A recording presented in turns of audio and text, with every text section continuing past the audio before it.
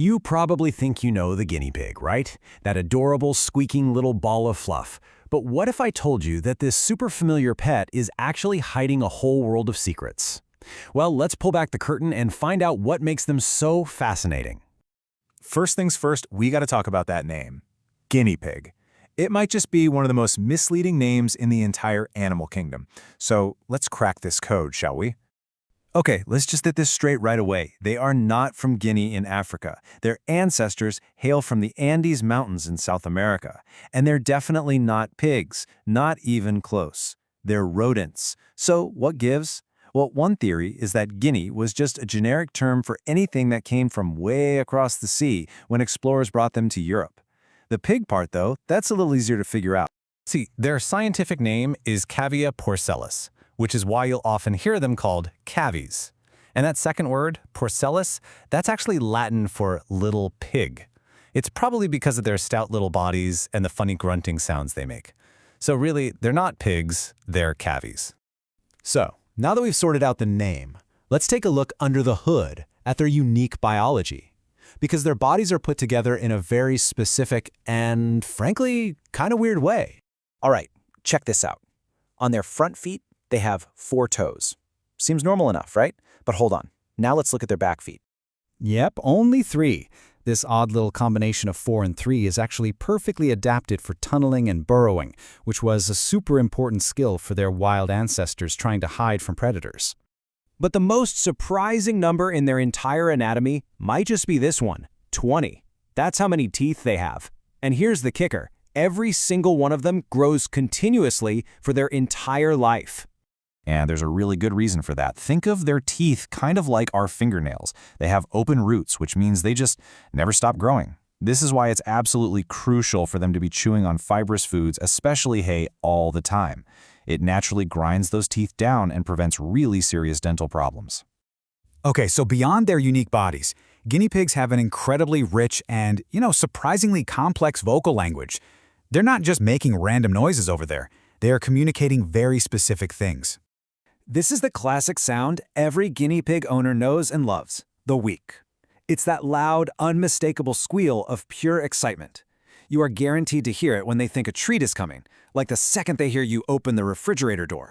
And when they're truly over-the-moon happy, they do this amazing thing called popcorning. I'm not kidding. They literally jump straight up into the air, sometimes twisting their bodies around.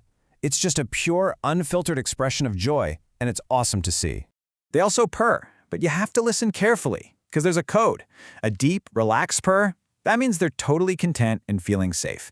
But a higher pitch purr, especially if their body seems a little tense, that's actually a sound of annoyance. Same type of sound, but with 2 totally different meanings. Now here's a sound you really need to pay attention to. Teeth chattering. This is an aggressive warning. It means back off. They'll often show their teeth in what looks like a big yawn, which is their way of letting you, or another cavie, know that they are feeling angry or threatened. So all of this, their ever-growing teeth, their energetic behaviors, is all fueled by a very, very specific diet. And for a guinea pig, I'm not exaggerating when I say that what they eat is a matter of life and death. A healthy diet for them is all about this specific balance. A whopping 80% of it needs to be good quality hay or grass. That part's non-negotiable for their dental health and their digestion. The rest is mostly made up of fresh vegetables with just a small amount of high-quality pellets.